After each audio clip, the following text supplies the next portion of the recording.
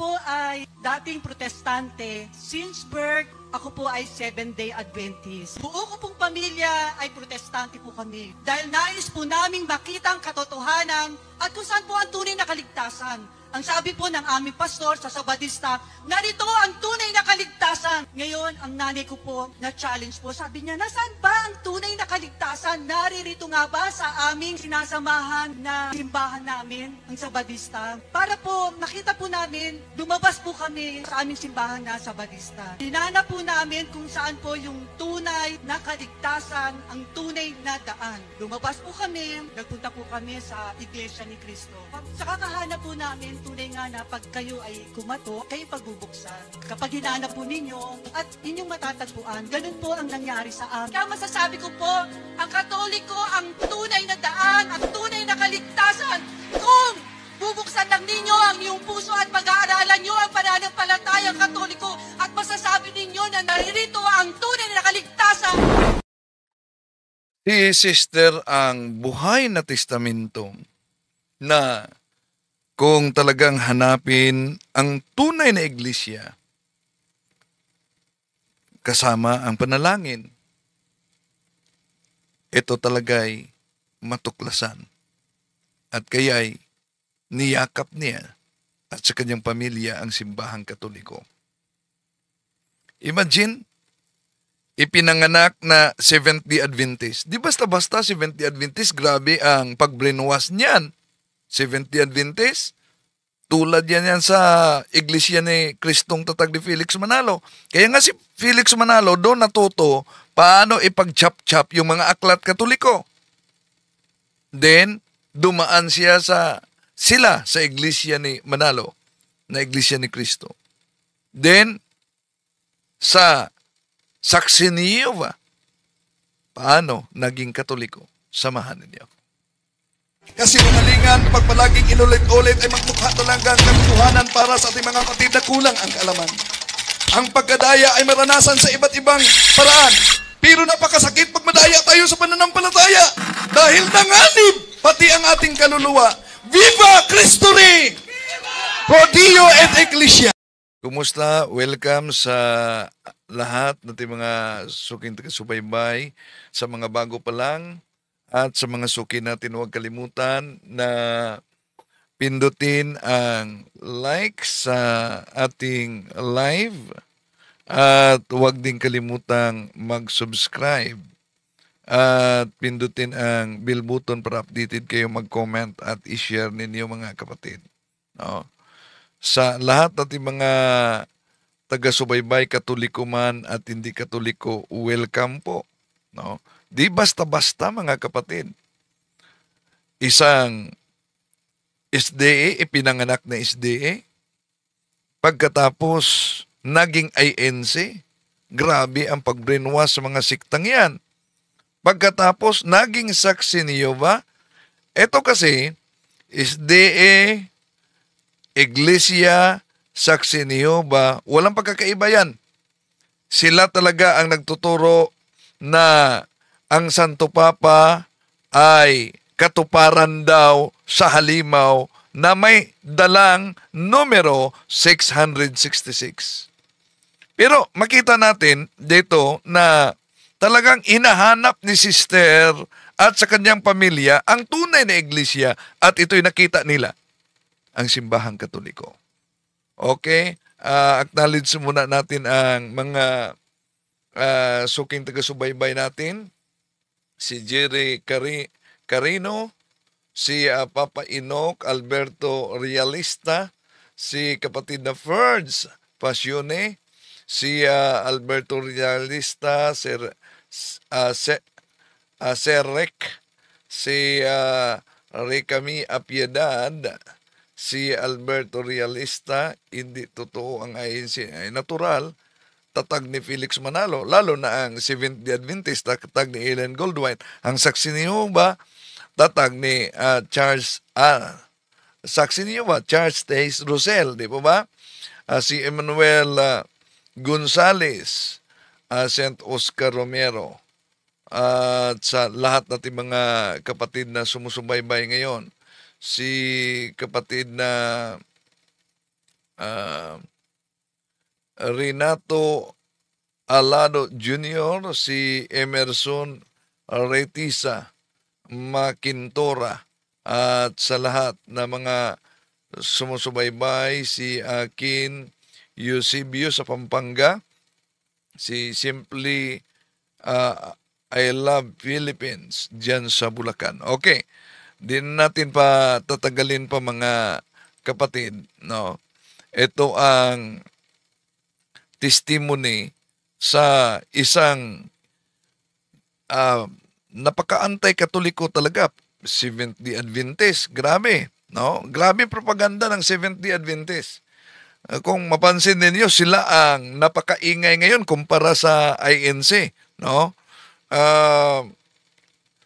Kanina nga, tinawagan ako ng Seventh-day Adventist, naghahamon ng debate, no? Si Daryl Villanueva, o sige, pag-usapan natin yan.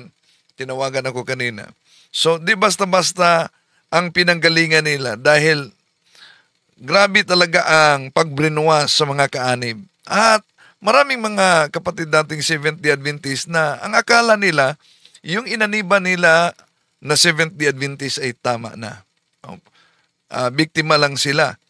Lalo na sa Iglesia ni Cristo at sa Saksi ni Jehovah. So, ito ang pahayag ng isang madre na ngayon nasa na simbahang Katoliko, pero noon ipinanganak na SDA, naging INC, naging saksi. Kaya masasabi ko po, ang Katoliko ang tunay na daan, ang tunay na kaligtasan.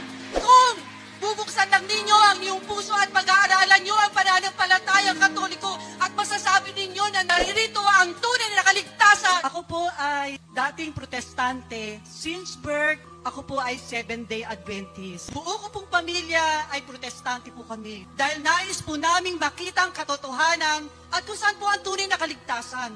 Ang sabi po ng aming pastor sa Sabadista, narito ang tunay na kaligtasan. Ngayon, ang nanay ko po na-challenge po, sabi niya, nasaan ba ang tunay na kaligtasan? Naririto nga ba sa aming sinasamahan na simbahan namin, ang Sabadista? Para po makita po namin, lumabas po kami sa aming simbahan na Sabadista. Hinanap po namin kung saan po yung tunay na kaligtasan, ang tunay na daan. Lumabas po kami, nagpunta po kami sa Iglesia ni Cristo. Siya nga pala po, bago ang lahat, magpapakilala nga pala po ako, no? Ako po si Sister Josephine Reyes from The Annunciation, sister po. Sa kakahanap po namin, tunay nga na pag kayo ay kumato, kayo pagbubuksan. Kapag hinanap po ninyo at inyong matatagpuan, ganun po ang nangyari sa amin. So, hinanap po namin ang tunay na daan, pumasok po kami sa Jehovah Witness. Nakakasama po namin sila sa mga Bible study at sa Sabadista po talagang since birth hanggang sa nagkaisip po kami, meron po kaming Bible study. Tapos, pumasok din po kami sa Iglesia ni Cristo, sa Born Again, sa Baptist. Kumbaga, lahat po, talagang inala po namin ang aral. Kung nasaan nga ba ang tunay na kaligtasan. Ito pong Katoliko, ito po yung pinakahuli po namin na pinag-aralan. Ang hirap pong tanggapin ang salita ng Diyos, ang pananampalatayang Katoliko, sapagkat lahat po na pinasukan po namin, iisa lang po ang paniniwala namin. Marami po kami against sa pare, sa mga rebulto, sa pagdarasal. Lahat po yun, napakahirap tanggapin para sa amin. Pero napakabuti ng Diyos, sapagkat gumawa siya ng paraan kung paano kami magkakaroon ng liwanag at mabuksan ang aming isipan at kung paano tatanggapin ang kanyang salita. Sa pamamagitan po ng mga ating kaparian ay unti-unti pong nabuksan ang aming isipan. Sa pamamagitan po ni Father Archie Giriba, ni Father Sunny Ramirez at ni Father Francis Gustillo sa kanilang mga salita ay unti-unti po kaming natuto. At nagpadala din po siya ng mga preachers, na Catholic Preachers Group upang matugunan ang lahat po ng aming mga katanungan. So nagkaroon po sa amin, sa bahay po namin ng Bible study na apologetic, doon po kami natuto. Kaya ngayon po kami, buong pamilya ay naging tagapagtanggol ng pananampalatayang Katoliko. At isa pa po, napakalaking bagay po sa akin ang El Shaddai Prayer Partner. Alam niyo po ba, 1986, nung nagsimula po ako ng makinig pa lang po yun sa mga awitin ng El Shaddai ng mga choir. Doon napalambot ang puso ko kasi ako po yung taong palagi lang nasa bahay, nag-iisa, wala akong pakialam. Pero ang pamilya ko, lagi sila nakikinig kay Brother Mike. Tuwang-tuwa sila. Ako naman, lamang, nawili ako sa pakikinig ng mga awitin. Doon ako hinipo ng ating Panginoon hanggang sa unti-unti nararamdaman ko kung unti-unti na ako pumapasok sa El Shaddai, nakikinig kay Brother Mike. At hindi lang po yun, natuto rin po ako katulad ninyo na hanggang madaling araw, walang tulugan, nandun po rin ako sa luneta, nakikiisa. Umulan, umaraw, nandun din po ako, kasama ko ang mga kabataan. Nung pinakikinggan ko po yung awitin, Walk with Faith, You'll Never Walk Alone, talagang naramdaman ko ang presensya ng Diyos. Kasi po, paano niya ako dinala, kung paano ko nakita ang liwanag patungo sa Katoliko. Kaya masasabi ko po, ang Katoliko, ang tunay na daan, ang tunay na kaligtasan, kung bubuksan lang ninyo ang iyong puso at pag-aaralan nyo ang pananampalatayang Katoliko at masasabi ninyo na naririto ang tunay na kaligtasan, hindi ako naging bingi sapagkat binuksan ko ang aking puso at natuto akong makinig. Lagi ako nakikinig kay Brother Mike sa mga pare, sa mga misa. Pilit kong binubuksan upang magkaroon ako ng pag-unawa at hindi ako maging mangmang. Kaya ako pinagmamalaki ko na ako'y isang Katoliko, mamamatay ako bilang Katoliko na may kaalaman at handa akong ipagtanggol ang pananampalatayang Katoliko. Amen. Yun lamang po ang aking masasabi. Maraming pong salamat sa Oh, see? Kayo po ba na nakinig kay sister? Imagine, si sister ay pinanganak na Seventh-day Adventist. Pagkatapos dahil inahanap nila ang tunay na iglesia, na totoong tatag ng ating Panginoon Jesucristo, napaanib siya sa iglesia ni Cristo. Sila, ang pamilya nila, sa iglesia ni Cristo tatag ni Felix Manalo. Buti na lang, di naka-anib sa kay Eliseo Soriano. Oh. And then, sa Saksi ni Jehovah. And then, naging born again pa daw. Naging baptist pa. Oh. Pero, sa paghanap nila sa katotohanan, yon, totoo talaga ang sabi ni sister, di basta-basta, di madaling tanggapin ang simbahang Katoliko. Lalo na galing ka sa Seventh-day Adventist. Na ang Seventh-day Adventist, grabe, may mga propaganda silang piki na madre. Na alala nyo yung piking madre? At niribat ko yan sa radio station, mga kapatid, dahil binigyan ako ng cassette tape pa noon ni Father Joe Maghenay. Sabi niya, iribat mo to. Kaya pinakinggan ko talaga. Nako, piki talagang madre. Siguro napakinggan ninyo yan. Dahil sabi ng madre, na-assign daw umano siya sa Vatican. Doon sa Vatican, yung piking madre sa Vatican, dalawa pala umano ang Vatican. O, ang galing magkwento.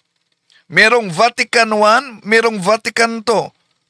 Akala niya building yon dahil sabi niya, ang Vatican I, doon nakatira ang Black Pope. Ang Vatican II, doon nakatira ang White Pope. Oh. Imagine, akala niya building ang council. Alam niyan sa mga Seventh-day Adventist na nakakinig sa testimony sa Piking Madre. At sabi pa niya, grabe talaga propaganda nila. Bakit? Sabi niya, doon sa Vatican I, doon umano, nilaglag ang mga bata na mga anak ng mga madre na binuntis ng mga pari at obispo. Yun ang sabi niya. Imagine, pinalitaw na ang Vatican I at Vatican II building. Hindi lang yan. Di po ba? Nag-imbento din sila ng Piking obispo. Ipapakita ko sa inyo, para po kayo na mismo, kasi sabihin nyo, gawa-gawa ko lang, ang kardinal. O eto, maalala nyo, pastor ito ng Seventh-day Adventist, si Cesar Dizon. Kardinal daw umano. Yan, kaya di basta-basta galing ka sa Seventh-day Adventist, galing ka sa, grabe ang propaganda nila. Ito, tingnan, nabuking natin to dahil namimiki ng obispo. Oh?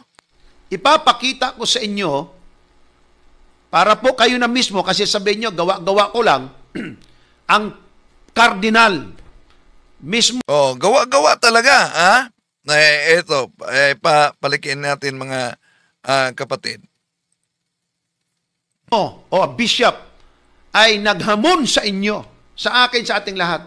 Tulungan lang daw siyang maghanap from the Bible and Bible alone na nagsasabi ang linggo ay dapat ipangilin. Magbibigay siya ng premyo sa iyo ng $1,000. Paki-play, please. I have repeatedly offered $1,000 to anyone who can prove to me from the Bible alone that I am bound to keep Sunday holy. There is no such law in the Bible. It is a law of the Holy Catholic Church alone. The Bible says, "Remember the Sabbath day to keep it holy." The Catholic Church says, "No. By my divine power, I abolish the Sabbath day and command you to keep holy the first day of the week." Baka sabihin ninyong naninira lang ako, o kaya sabihin nyo gawa-gawa ko lang. Ayun, bishop ng Catholic Church na mismo ang nagsabi na it's not coming from the Bible ang pangingilin ng araw ng linggo. Oh, yun, bishop mismo. Pinipiki nila ang obispo daw ng simbahang Katoliko. Ngayon, dahil na booking siya na hindi pala yun bishop ng simbahang Katoliko, anong palusot niya? Walang pagkakaiba daw umano. Una, hindi daw umano pinakilalang bishop yan. Sabi ni Mr. Talibong, ipinakilala ko raw na yung bishop na nagsasalita ay ipinakilala ni Mr. Dizon. Mr. Talibong, hindi ko pinakilala na yung tumayo doon na aktor, yun talaga ang bishop. Ang tinutukoy kong ipinakikilala ko doon ay yun pong sinabi ni Enright na isang priest din po doon na kung saan siya mismo nagamon. Oh, Ipapakita ko sa inyo para po kayo na mismo, kasi sabihin nyo, gawa-gawa ko lang. Di daw niya pinakilala, pero balikan natin ito, ha? Ganito mga ngaral ng Seventh-day Adventist, kaya di basta-basta ang nangyari sa buhay nila ni sister at sa pamilya. Dumaan siya, ipinanganak siya sa siktang itong mamimiki ng obispo. Ang kardinal mismo o bishop ay naghamon sa inyo, sa akin, sa ating lahat. Tulungan lang daw siyang maghanap from the Bible and dito tayo sa huling bahagi. Di ba niya pinakilala na obispo? Na it's not gawa ko lang. Ayun, bishop ng Catholic Church na mismo ang nagsabi na it's not coming from the Bible ang pangingilin ng araw ng linggo. Ni-research natin ito, mga kapatid, dahil may nagpasa dito. Marami talaga, kung tingnan ninyo ang YouTube, daming mga nagpakilala na yung pinakilala niya bishop ng Katoliko. Natuntun natin, hindi pala obispo yon. Isa palang aktor na dinamitan lang, binihisan lang at pinakilalang bishop. Kaya nang nabuking na, anong sabi niya? Di daw pinakilala. Sabi ni Mr. Talibong, ipinakilala ko raw na yung bishop na nagsasalita ay ipinakilala ni Mr. Dizon. Mr. Talibong, hindi ko pinakilala na yung tumayo doon na aktor, yun talaga ang bishop. Ang tinutukoy kong ipinakikilala ko doon ay yun pong sinabi ni Enright na isang priest din po doon na kung saan siya mismo nagamon. O booking na, no? Aktor talaga, hindi bishop. O ganyan sila magpropaganda. At anong palusot niya? Walang pagkakaiba yon sa aswang-aswangan. Sinabi dito, Vincent G. Morton, actor, Los Angeles. Kasi sa Los Angeles po ito nangyari. Si Vincent Morton. isang aktor na binihisa nila doon sa Los Angeles na pinakilala nilang bishop. So, ang mga inosente, lalo na sa mga miyembro nitong ipinanganak na SDA, dahil pastor ang nagsalita, maniwala talaga, di ba? Pero nabuking, aktor pala. Sa LA, dito po sa California. Then, dressed in the robes of a bishop. So, ibig sabihin talagang aware ang mga tao na hindi sa bishop, kundi nagdamit bishop lang siya. Wala itong pinagkaiba, mga kapatid, na may mga pelikulang aswang-aswangan, hindi talaga aswang, kundi nagdamit lang aswang kasi may action lang ginagawa. O, yun ang palusot niya. Kahit pinakilala na niya, mga kapatid, na bishop ninyo, cardinal ninyo, yun pa ang kanyahan. Walang pagkakaiba daw umano sa aswang-aswangan. Oh, yun ang palusot niya. So, di basta-basta. Pagkatapos, lumipat pa sa Iglesia ni Cristo. Oh, etong Iglesia ni Cristo, grabe talaga ang tira, no? 70 Adventist, ang Papa, ang katuparan sa 666. Oh, sandali Sinabi dito, Vincent G. Morton, actor, Los Angeles. Kasi sa Los Angeles po ito nangyari. Sa LA, dito po sa California. Dito sa libro, sinabi dito, Vincent G. Morton, actor, Los Angeles. Kasi sa Los Angeles po ito nangyari. Sa LA, dito po sa California. Then, dressed in the robes of a bishop. So, ibig sabihin talagang aware ang mga tao na hindi sa bishop, kundi nagdamit bishop lang siya. Wala itong pinagkaiba, mga kapatid, na may mga pelikulang aswang-aswangan, hindi talaga aswang, kundi nagdamit lang aswang kasi may action lang ginagawa. Oh, hindi lang yan. Sila ang nagpalabas na sa tiara ng Papa may nakalagay na Vicarious Filii. Pero inaamin nila, daya yan ng SDA. Bakit? May isang evangelist pumunta sa Roma, sa Vatican. Nakita nila doon yung tiara, yung korona ng Pope. At sa korona ng Pope, pinicturan niya ito. Ang picture, bit-bit niya pa uwi. Nakita ng isa sa mga artists. Ang ginawa ng artist, doon sa korona ng Pope, tiara ang tawag, ang ginawa niya, nilagyan niya ng Vicarious Filii para lang ma-illustrate. Wala doon sa tiara. Pero dinagdagan niya ng word na Vicarious Filii. Ngayon, ito pong picture na ito, nilagay sa query column. Question and answer ito sa Mystery Magazine. Ang tanong, meron bang original picture sa tiara ng Pope na merong Vicarious Filii? Ang sagot po ng Ministry Magazine, meron ipinadala na ang term na ginamit nga nila ay dubious picture of tiara. Bakit dubious, kapatid? Ang kwento ganito. Years ago, merong isang evangelist nag-secure ng pictures of tiaras of the Pope. Ang ginawa ng artist nito, number 4, inattempt niya, ginawa talaga niya. Nag-re-illustrate siya. Yun ang purpose niya. Na mayroong pangalang Vicarious Filii. Just for illustration. Pero sa pag-illustrate niya, di nagustuhan ng General Conference o ng magazine.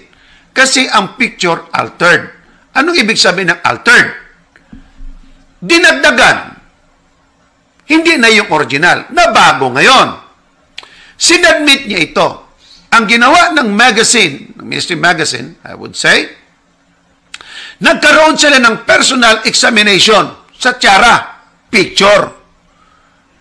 Kanilang dinesisyonan, failed ito. Hindi karapat-dapat. Bakit?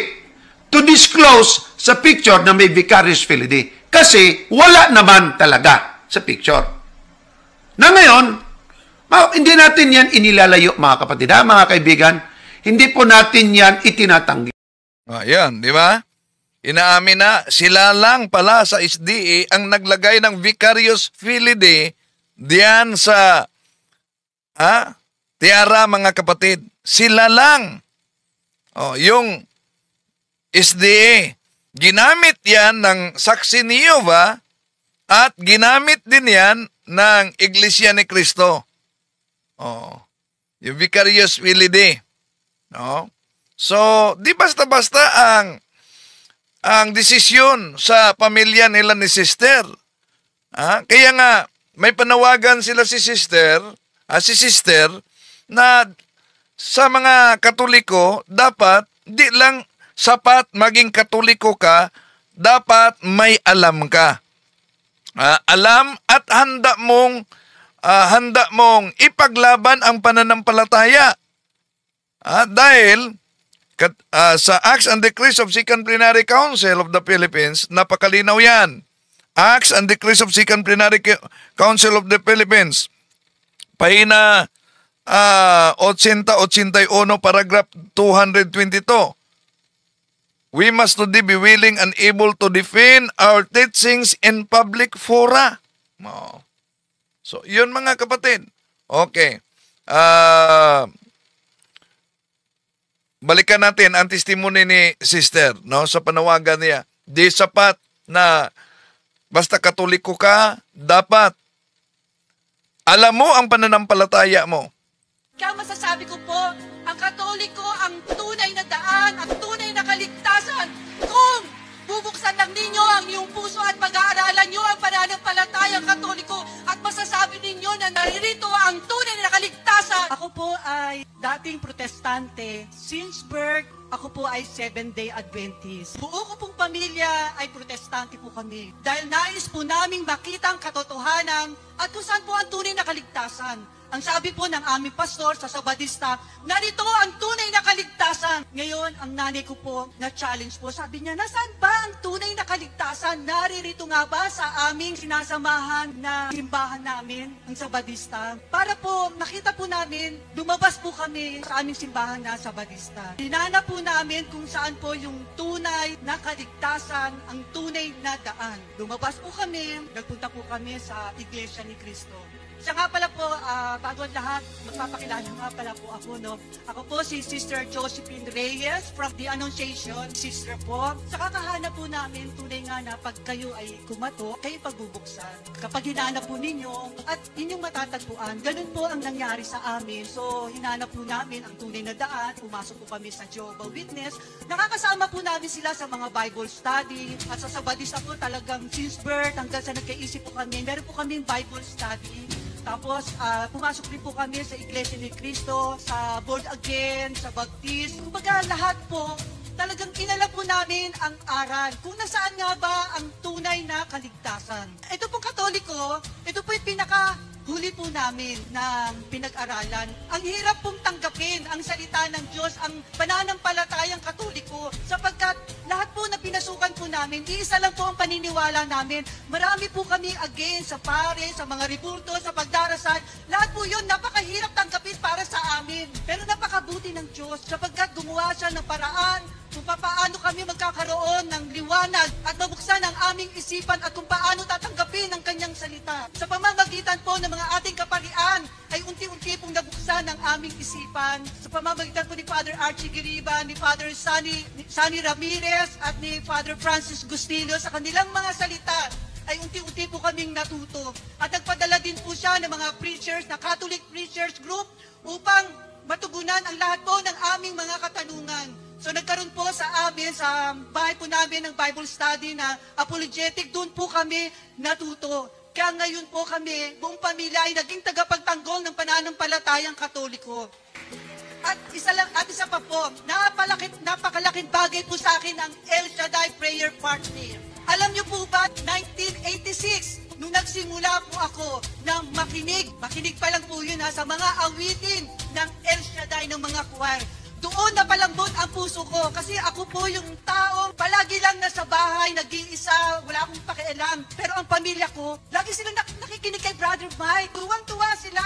Ako naman, nawili ako sa pakikinig ng mga awitin.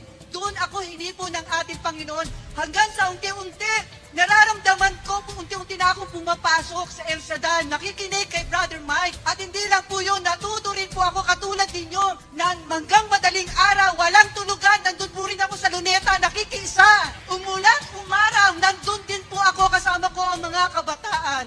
nung pinakikinggan ko po yung awitin, Walk with Faith, yung Never Walk Alone, talagang naramdaman ko ang presensya ng Diyos. Kasi po, paano niya ako dinala, kung paano ko nakita ang liwanag patungo sa Katoliko. Kaya masasabi ko po, ang Katoliko ang tunay na daan, ang tunay na kaligtasan.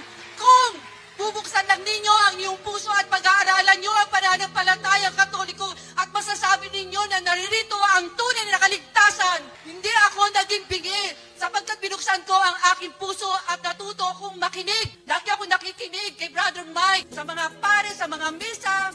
Pilit kong binubuksan upang magkaroon ako ng pag-unawa at hindi ako maging mangmang. Kaya ako pinagmamalaki ko na ako'y isang Katoliko, mamamatay ako bilang Katoliko na may kaalaman at handa akong ipagtanggol ang pananampalatayang Katoliko. Amen. Yun lamang po ang aking masasabi. Maraming pong salamat sa See? Mamamatay akong Katoliko na may kaalaman at handang ipagtanggol ang aking pananampalataya. Imagine, yung nilipatan nila ng Iglesia ni Cristo. Kung sa Seventh-day Adventist magaling mag-imbento, magaling gumawa ng propaganda, ganon din ang INC. Naalala niyo ba? Di ba? Ginamit ito ng INC, itong aklat na ito. Alam niyo, hanggang pahina 18 lang ito. Pero lumagbas ang pahina. Balikan natin ha, balikan natin. Sa aklat po nila na pinamagatang ang aking Birhing Mariang tagapamagitan, sa pahina 63 ay ganito naman ang nakasulat. Mahabag ka, inako, dito sa iyo na nagnanasang ikaw ay sambahin, igalang at purihin ng buong pag-ibig sa lahat ng bagay, sapagkat Diyos kang maawain at makapangyarihan sa lahat. Narinig ho ninyo, binasa lang ho natin ng aklat ng Iglesia Katolika. O, see? Magaling talaga. Binasa lang ang aklat Katolika. Pero, kung di talaga ninyo, i-research mga kapatid, alam nyo, mapauo talaga kayo. Pakita natin, ang binidyohan natin, bakit umabot sila sa pahina 63 na ang pinakitang aklat ay hanggang sa pahina 18 lang. O, tingnan niyo. Ang aking Birhing Mariang, pahina 1, pahina 2, pahina 18. Tingnan niyo. Wala nang pahina 19 diyan. Hanggang pahina 18 lang yan. So, kaya, totoo ang sinabi ni Sister, di basta-basta ang desisyon nila na iyayakap sa simbahang Katoliko.